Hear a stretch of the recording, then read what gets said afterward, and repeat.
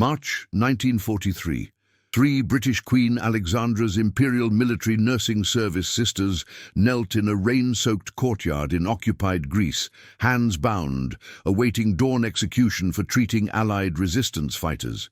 Their captors had made the sentence clear: death at first light. Yet at 0400 hours, guards arrived not with rifles but with crates of medical supplies and rations. The nurses stared in disbelief. Something impossible was unfolding. 23rd March 1943, 04:30 hours. The mountainous region of northern Greece lay shrouded in pre-dawn darkness, the air thick with the scent of wet earth and wood smoke. Sister Margaret Thornton, 34, from Manchester, pressed her back against the cold stone wall of the abandoned monastery that served as their makeshift field hospital. The temperature hovered just above freezing. Her khaki uniform, stained with week-old blood and mud, offered little warmth. Beside her sat Sister Eleanor Pritchard, 28, from Cardiff, and Sister Anne Dalton, 26, from Liverpool. Their hands, bound with coarse rope, had gone numb hours ago. The situation was catastrophically clear. For 6 months, these Queen Alexandra's nurses had operated an underground medical station, treating wounded British commandos, Greek resistance fighters, and escaped prisoners of war deep behind Axis lines. Their presence violated every conventional rule of military engagement. They possessed no infantry protection, no secure supply lines, no official sanction from high command. They worked in cellars and caves, performing amputations by candlelight, treating sepsis with smuggled sulfur powder, saving lives that military doctrine had already written off as lost. The strategic failure was measurable and brutal. Of the 147 Allied operatives dropped into this region over 18 months, 89 had died from infected wounds, gangrene or treatable injuries because no medical infrastructure existed behind enemy lines. The mortality rate was 60%, not from enemy fire, but from the absence of basic surgical intervention. Each death represented intelligence lost, networks compromised, missions abandoned. The military establishment had calculated these losses as acceptable collateral damage.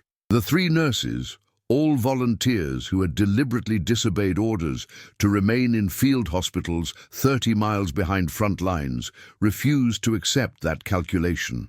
Margaret Thornton had grown up in a terraced house in Ancoats, daughter of a cotton mill foreman.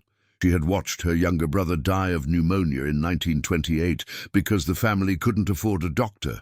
That memory drove her through nursing school, through deployment to North Africa in 1940, through 2 years watching soldiers die from preventable infections.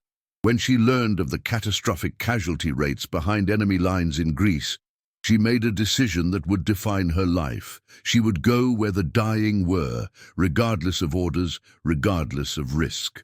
Eleanor Pritchard was a miner's daughter from the Rhondda Valley who had lost her husband in the evacuation of Dunkirk. She volunteered for overseas service to escape the suffocating grief of their empty flat in Pontypridd. Anne Dalton, youngest of 7 children from a Liverpool dock workers' family, had joined nursing to escape poverty and found instead a vocation that consumed her entirely. Together, they represented something the military hierarchy found incomprehensible: the willingness to embrace certain danger for the sake of saving lives that official policy had deemed expendable. The bureaucratic resistance had been immediate and absolute. Colonel Whitmore, the Medical Corps liaison officer, had rejected their request 3 times. "Greece is a black hole," he'd said, fingers drumming on requisition forms. "We don't send nurses into active guerrilla zones. It's suicide, and it's against regulations." Margaret had stood at attention in his office in Cairo, November 1942, rain hammering the windows. "With respect, sir, regulations are killing our men. They're dying of blood poisoning, not bullets. We can change that." Whitmore had shaken his head. Requests denied. Dismissed. They went anyway. They deserted their posts in December 1942, traveling with a supply convoy heading toward the Albanian front, then slipping away at a mountain checkpoint. A Greek partisan named Demetrios, whose wife Margaret had saved from puerperal fever 6 months earlier in Alexandria, guided them through enemy-controlled territory for 11 days. They carried stolen medical supplies in rucksacks, morphine, bandages, surgical instruments wrapped in oilcloth, precious bottles of iodine and sulfur powder worth more than gold in occupied Greece. The underground hospital began in the ruins of an Orthodox monastery bombed during the initial German invasion in 1941. Stone archways still stood, providing shelter from the elements.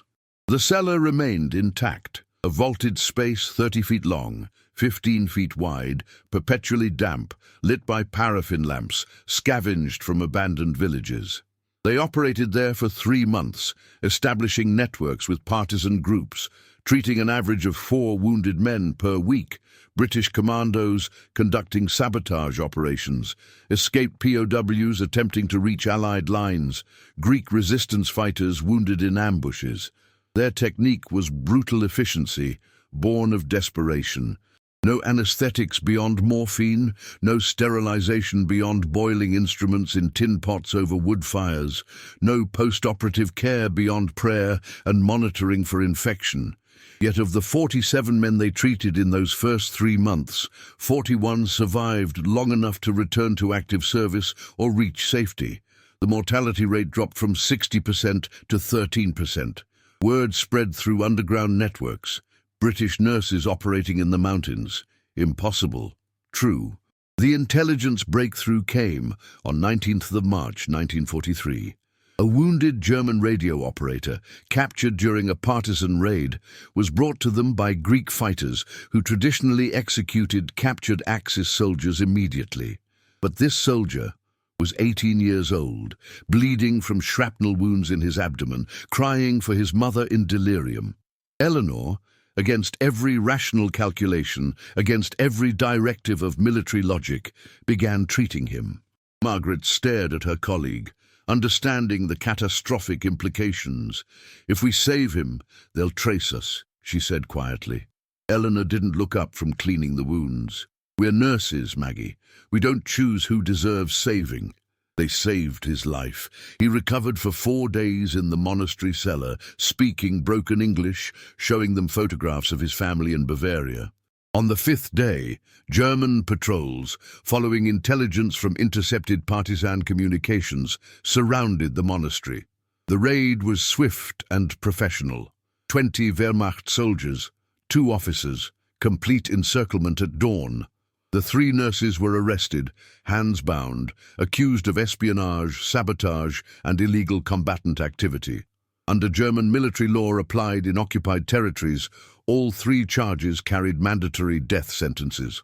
Captain Franz Richter, the arresting officer, 42 years old, from Hamburg, former schoolteacher mobilized in 1939, read the charges in accented English in the monastery courtyard, 20th March, 1100 hours. "You are not lawful combatants. You wear military uniform but operate without authorization in combat zones. You have treated enemy partisans engaged in terrorist activities. Under Wehrmacht Directive 17, Section 4, you will be executed by firing squad at dawn, 24th March. Margaret met his eyes. "We're nurses. We've broken no laws of war." Richter's expression remained neutral.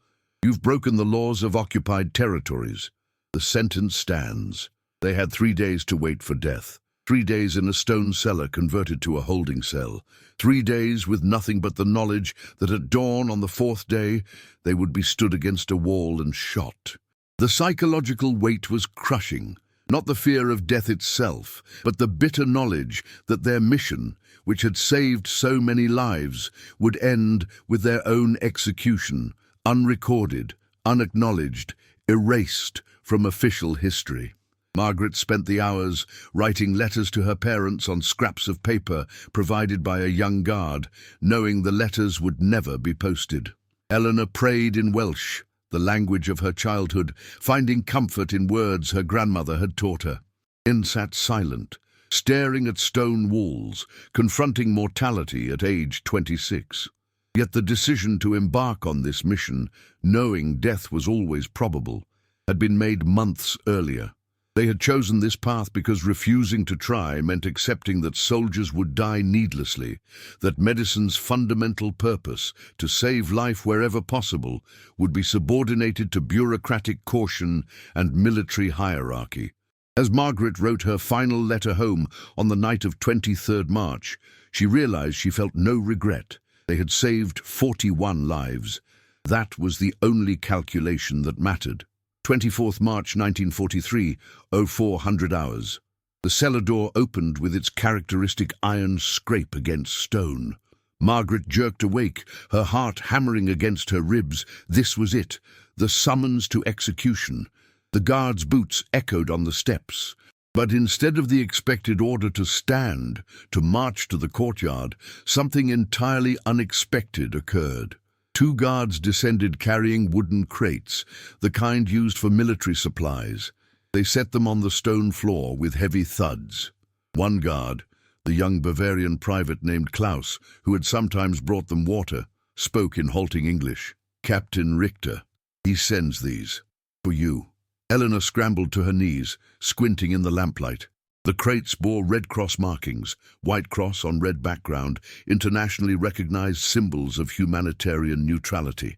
Margaret's hands, still bound, couldn't open the lid.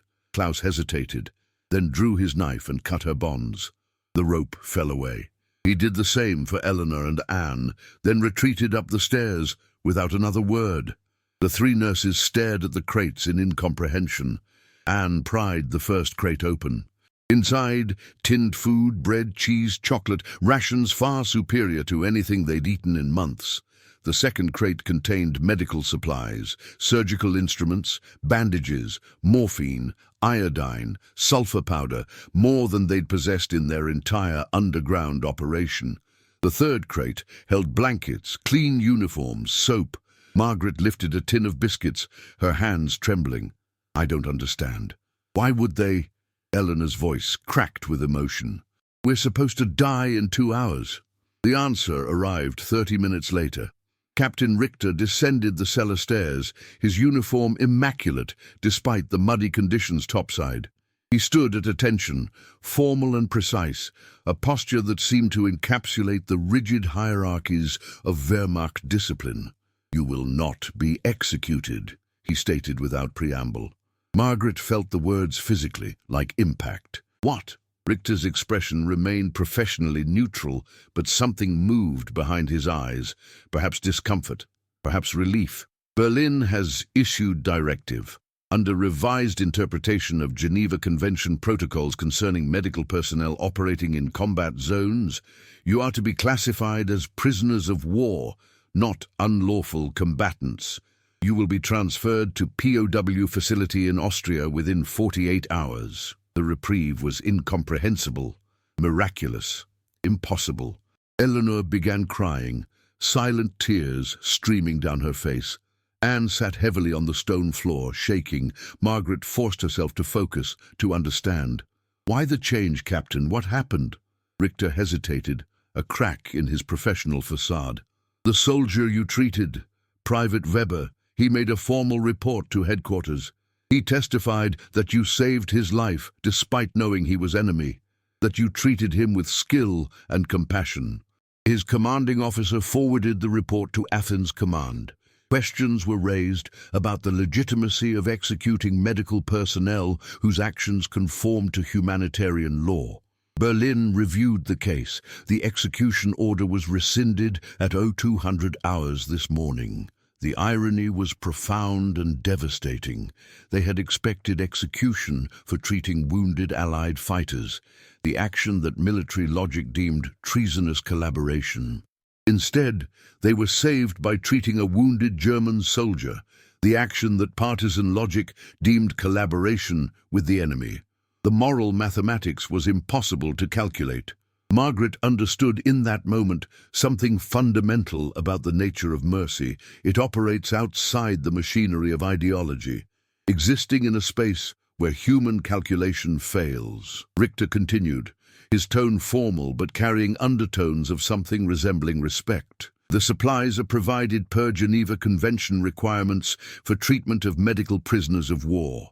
You will be transported under guard, but afforded protections consistent with your status." He paused, then added quietly, almost reluctantly, "Private Weber insists he owes you his life. He advocated for your clemency. His father is a district judge in Munich." The testimony carried weight. The operational reality of their situation began crystallizing. For 6 months, they had functioned in a grey zone between military necessity and humanitarian principle, treating wounded regardless of affiliation, operating on the belief that medicine transcends politics. That belief had nearly gotten them executed, yet ultimately it saved them. The German military apparatus, confronted with evidence that these nurses adhered to the fundamental ethics of medical neutrality, treating all wounded equally, could not justify execution without violating its own stated adherence to international humanitarian law. The environmental conditions in the cellar remained brutal: stone walls damp with condensation, temperature barely above freezing, air thick with mildew. But now, for the first time in 3 days, they had heat. A small paraffin stove provided with the supplies. They had food that wasn't moldy bread. They had blankets that weren't infested with lice. Most profoundly, they had their lives, extended beyond the dawn they'd been certain would be their last. The psychological whiplash was overwhelming. Anne began laughing hysterically, then sobbing, unable to process the emotional violence of expecting death and receiving life. Eleanor held her, whispering prayers of thanksgiving in Welsh, her voice hoarse with exhaustion and relief. Margaret sat against the wall, staring at the medical supplies, her mind struggling to comprehend the chain of causation. Treating an enemy soldier, an act of humanitarian principle that violated partisan expectations, had triggered a bureaucratic review that revealed the illegality of their execution order, which forced German command to reclassify them as protected medical prisoners rather than unlawful combatants.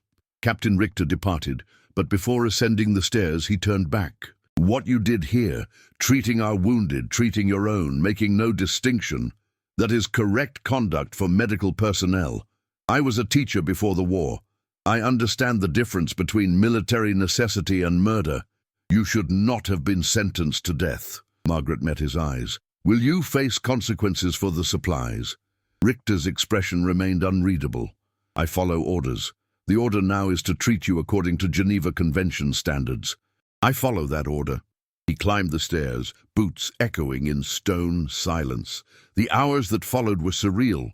They ate real food for the first time in days: cheese that didn't taste of mold, bread that was only hours old, chocolate that melted on the tongue like forgotten luxury. They washed with actual soap, removing layers of grime and blood that had accumulated over weeks of underground medical operations. They changed into clean uniforms, the fabric rough but unsoiled. Physical comfort returned, highlighting how brutally they'd been living, how close they'd operated to the edge of complete physical collapse. Eleanor broke the silence as they sat around the paraffin stove, hands wrapped around tin cups of real tea, somehow procured, somehow provided. "We saved 41 men behind these lines. That's 41 soldiers who returned to fight, 41 lives that strategic calculations said weren't worth saving. And we're alive because we saved one more. Someone military logic said we shouldn't have saved." The mathematics was impossible, the moral calculus beyond resolution. Margaret nodded slowly. 42 lives. That's the only number that matters. The theme crystallizing in that cold cellar was the collision between rigid systems and human choice. Military doctrine operated on calculations of strategic value, acceptable losses, authorized operations. Humanitarian principle operated on the irreducibility of individual human life, the refusal to accept that anyone is expendable. The 3 nurses had chosen principle over doctrine, had operated in the gap between what orders permitted and what conscience demanded. That choice nearly killed them. That same choice saved them. The contradiction was absolute, the lesson unclear. Anne spoke quietly, her voice steadier now. "They'll court-martial us when we get home." Desertion, unauthorized operations, disobeying direct orders. Margaret didn't deny it. The military establishment would not forgive their insubordination, regardless of lives saved. Eleanor added, "Worth it though, wasn't it?" Margaret looked at her colleagues, these women who'd risked everything on the principle that saving lives justified breaking rules. Every single life was worth it. By 0600 hours, dawn broke over the mountains, pale light filtering through the cellar's high window. The hour they were supposed to have been executed passed without gunfire, without ceremony, marked only by the quiet sound of 3 British nurses drinking tea, alive against all probability, waiting for transport to imprisonment that felt like salvation. 28th of March, 1943. The Wehrmacht prisoner transport convoy moved north through Yugoslav territory. 3 canvas-covered lorries, guarded by motorcycle outriders, carrying 47 Allied POWs toward the Austrian camp system.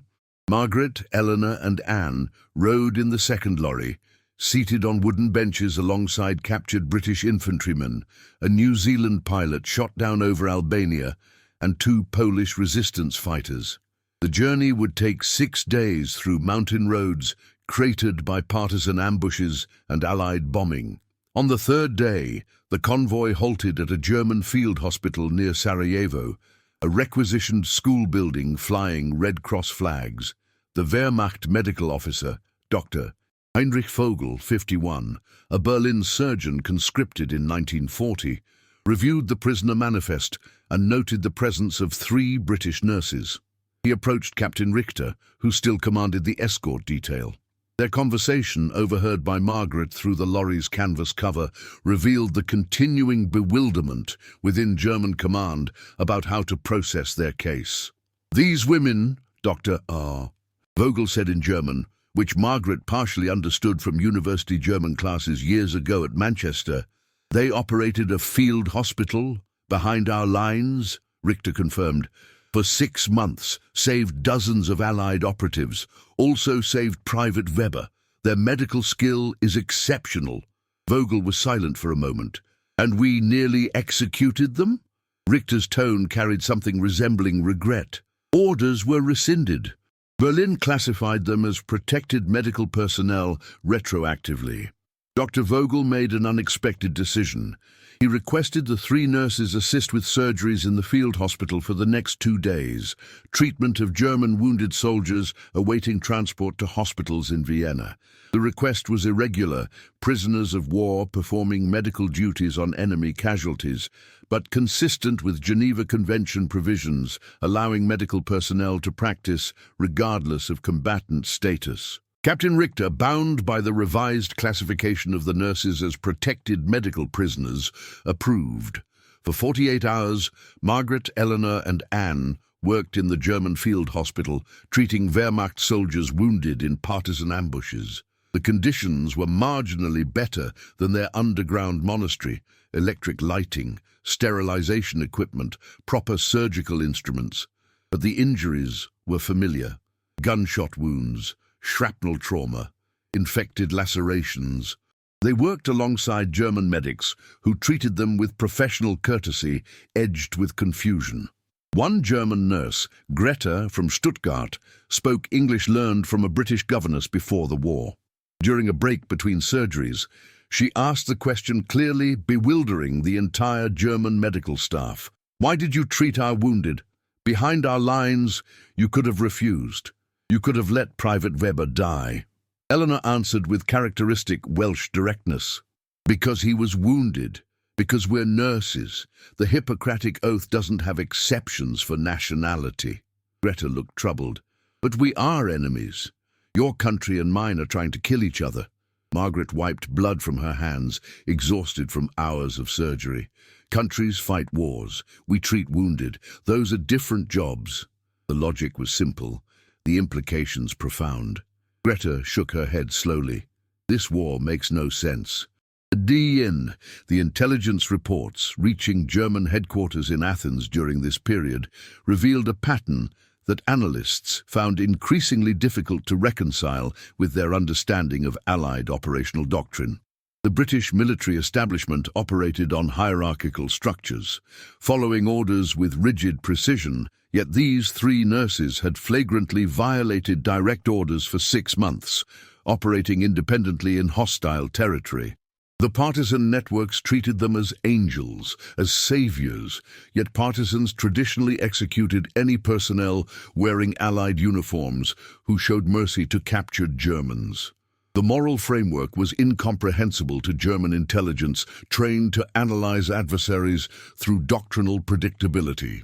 A captured German intelligence report, later discovered in Athens archives in 1947, documented the confusion.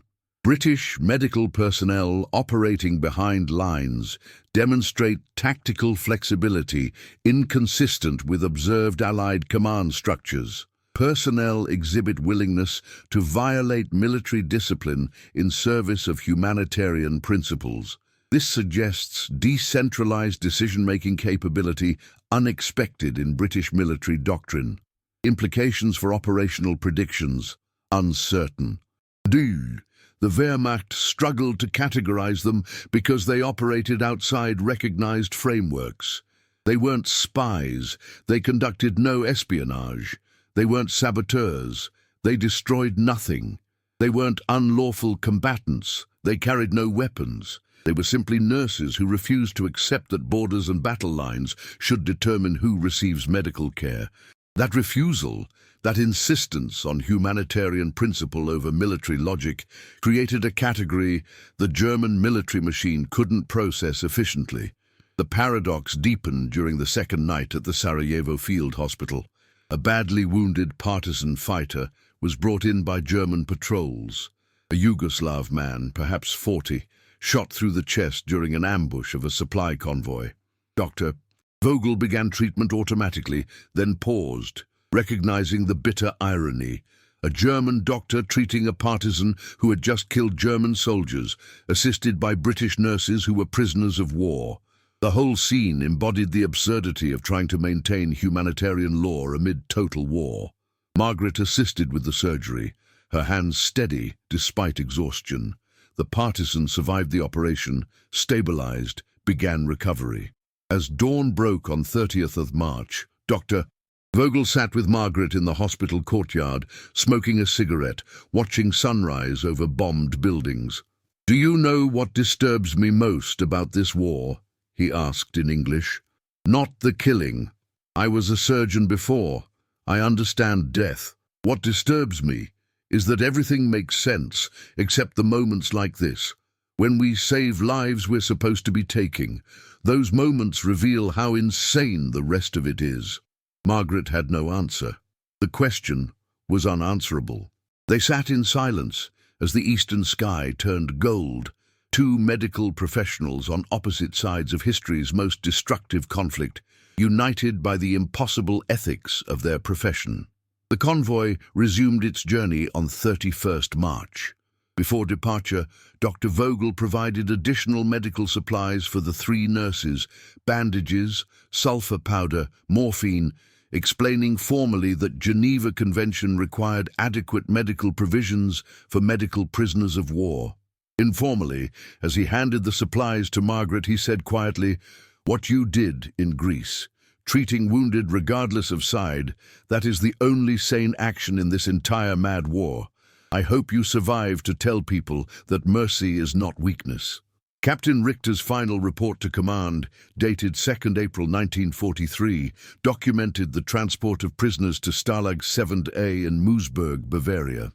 Regarding the three British nurses, he noted, "Prisoners demonstrated exceptional medical competence during temporary assignment to Field Hospital Sarajevo, treated German wounded with professionalism and skill, recommend continued classification as protected medical personnel. These individuals represent no security threat and embody correct interpretation of humanitarian law in military context." The report circulated through Wehrmacht administrative channels, eventually reaching the desk of a colonel in Berlin who had lost his son to sepsis in North Africa in 1941. Died from an infected wound because no medical care was available in the desert. He read Richter's report twice, then filed it with a marginal note. The British send their nurses into hell to save lives we've written off. Perhaps we should question which side better understands the purpose of civilization. The German military, confronting the evidence of 3 British nurses who operated according to pure humanitarian principle, found itself unable to sustain the narrative that Allied forces were simply enemies to be destroyed. The nurses proved through action that even in total war, some principles remained inviolable. That proof disturbed German command because it suggested their enemies were not monsters, but human beings committed to values that transcended national conflict. That recognition made the war harder to justify, the killing harder to rationalize. By the time the convoy reached Moosburg on 4th of April, the 3 nurses had become a story circulating through Wehrmacht medical units. British women who saved German lives despite being prisoners, who treated all wounded equally, who embodied what military medical ethics theoretically required, but war made almost impossible. The story spread because it represented something soldiers desperately wanted to believe, that humanity could survive even the mechanized slaughter of total war. May 1945. Stalag 7A, Moosburg, Bavaria. The American 14th Armored Division liberated the camp on 29th April. Rolling through shattered gates in Sherman tanks, disbelief etched on soldiers' faces as they confronted 110,000 prisoners from 27 nations, crammed into facilities designed for 10,000. Margaret, Eleanor and Anne were among 2,400 British prisoners, repatriated immediately, flown to England on transport aircraft, landing at RAF Northolt on 3rd May, 3 days before Germany's unconditional surrender. The homecoming was muted, bureaucratic, intensely awkward. After medical examinations at a military hospital in Buckinghamshire, the 3 nurses were formally arrested, charged with desertion, unauthorized operations, and disobeying direct orders. The court-martial convened on 15th of May 1945 in a commandeered country house near High Wycombe. The prosecution was perfunctory, the charges technically accurate. They had deserted their assigned posts in Cairo in December 1942. They had operated without authorization behind enemy lines. They had flagrantly ignored Colonel Whitmore's explicit orders. The defense was simple.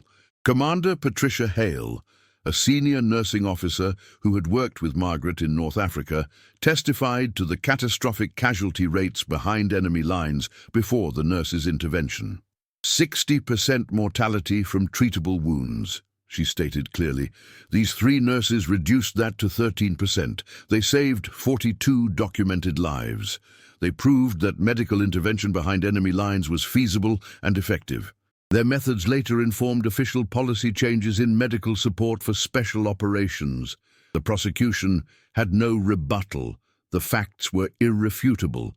The verdict, delivered on 18th of May, reflected the impossible position of military justice confronting clear insubordination that had nonetheless saved lives and advanced military effectiveness. Guilty on all charges. Sentence: reduction in rank, formal reprimand, dishonorable discharge. But sentence was immediately suspended, and within the same judgment, the 3 nurses were cited for exceptional valor, awarded the Royal Red Cross, First Class, for conspicuous devotion to duty in the face of danger. They were simultaneously dishonored and decorated, punished and praised. Margaret understood the contradiction perfectly. The military could not ignore their disobedience without undermining discipline, but it could not punish them severely without appearing to condemn the act of saving lives.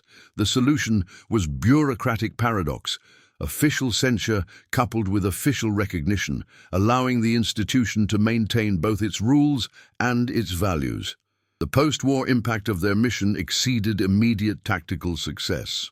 In August 1945, the War Office established the Special Operations Medical Detachment, formalizing medical support for operations behind enemy lines, incorporating lessons learned from the Greece operation. The mortality rate for special operations personnel wounded behind enemy lines dropped from 60% in 1942 to 19% by 1944-45, saving an estimated 340 lives before war's end. The three nurses' disobedience had proven a concept that High Command then adopted, improved, and expanded. Eleanor returned to Wales, to Pontypridd, where she reopened a small clinic her husband had run before the war. She never spoke publicly about Greece, deflecting questions with characteristic Welsh reticence. She died in 1978, aged 63, her obituary mentioning only distinguished service as an army nurse during the war. The families she treated for 30 years in Rhondda Valley never knew she had once waited in a cold cellar expecting execution at dawn. Anne took a position at Alder Hey Children's Hospital in Liverpool, specialising in paediatric emergency care.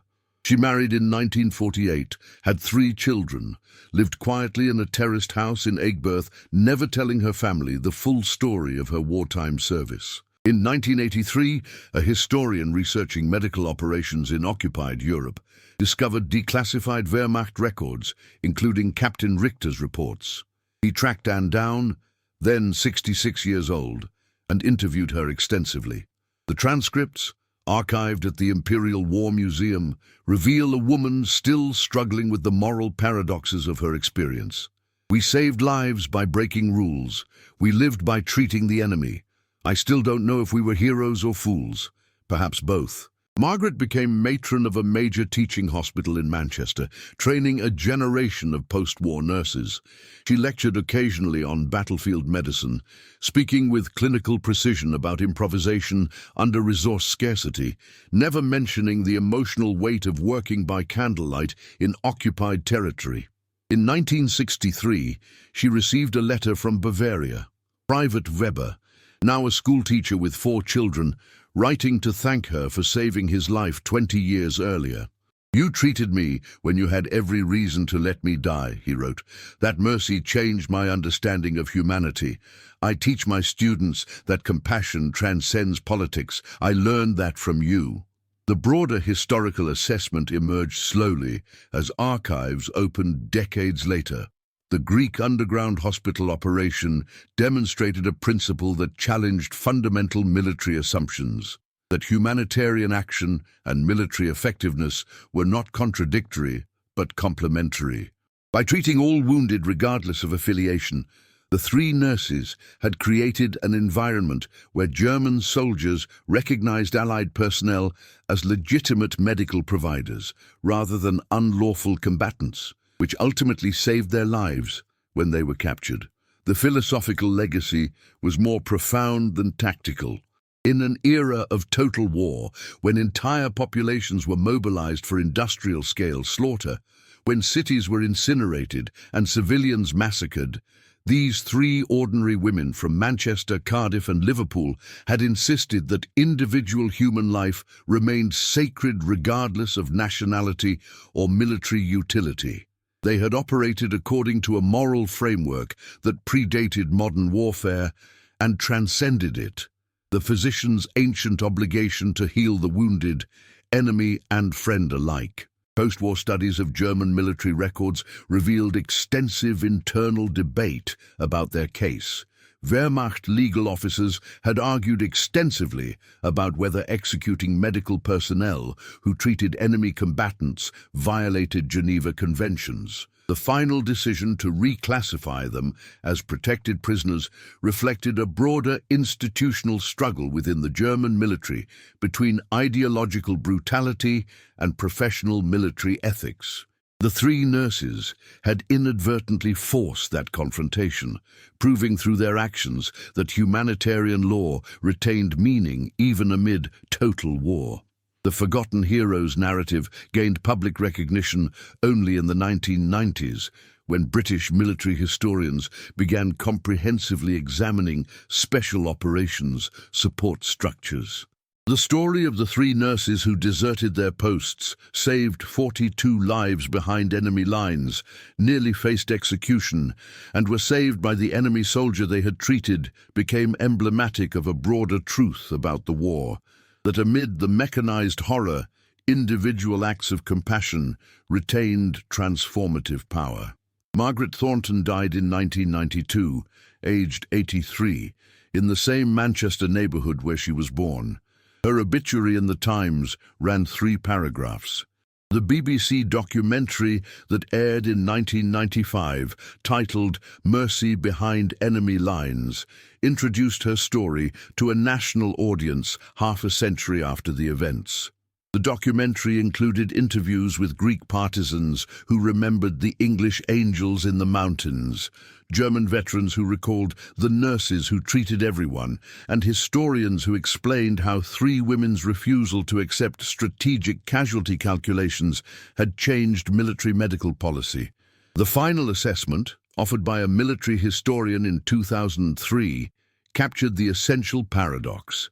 Thornton, Pritchard, and Dalton were court-martialed for insubordination and decorated for valor in the same judgment because they embodied an irresolvable tension in military ethics, the collision between obedience to orders and fidelity to humanitarian principle. They chose principle, violated orders, saved dozens of lives, nearly died for it, and ultimately proved that mercy is not incompatible with military effectiveness, but essential to it. They demonstrated that in the darkest chapters of human conflict, individual moral courage can illuminate a path that institutional logic cannot perceive. Audrey Duzur, the 3 nurses proved something fundamental about human capacity under extreme conditions. That ordinary individuals, when confronted with the choice between following rules that tolerate preventable death and breaking rules to save lives, can choose humanity over bureaucracy, and in doing so alter both immediate outcomes and long-term institutional practice. They showed that the principles of medical ethics, treating all wounded, refusing to discriminate based on politics, maintaining humanity amid brutality, were not naive idealism, but operational necessities that saved lives, changed minds, and outlasted the war that tried to destroy them. Their legacy endures in military medical doctrine, in humanitarian law, in the ongoing recognition that even in total war, some principles remain inviolable, and that defending those principles through individual action, regardless of personal cost, represents the highest form of courage civilization can produce. If this extraordinary story of courage and humanity moved you, please subscribe to our channel for more untold stories of the Second World War that reveal the resilience and compassion of ordinary people in extraordinary circumstances. Share this with anyone who appreciates the quiet heroes whose mercy transcended the brutality of war. What do you think? Were these nurses right to disobey orders to save lives? Leave your thoughts in the comments below. Their story reminds us that humanity survives even in history's darkest hours.